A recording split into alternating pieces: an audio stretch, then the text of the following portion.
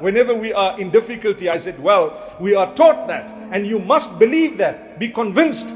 Don't ever leave Allah at the time of your hardship. Never blame Allah. No way.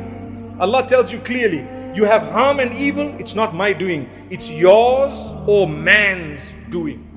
ظهر الفساد في البر والبحر بما كسبت أيدي الناس ليذيقهم بعض الذي عملوا لعلهم يرجعون. Allah makes it clear that all this chaos and corruption and all nonsense you see on earth, it has become apparent because of the handiwork of mankind. You guys did it, not me. Allah says, don't blame me for the evil. People say, why does Allah allow murder? Who murdered?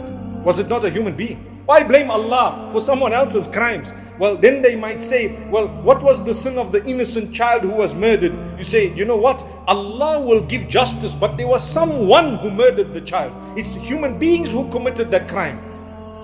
The fact that Allah knew it in advance does not make Him guilty of being merciless when He is the most merciful.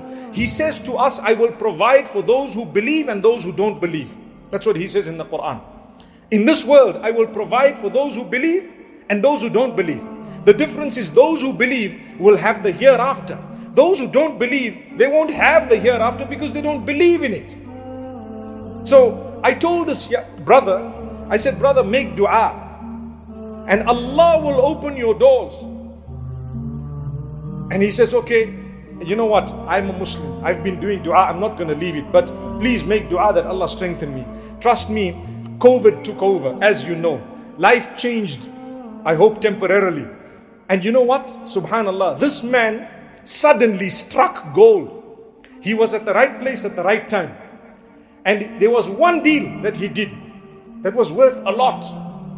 And it changed his life. It went through another, and a third, and a fourth, and a fifth.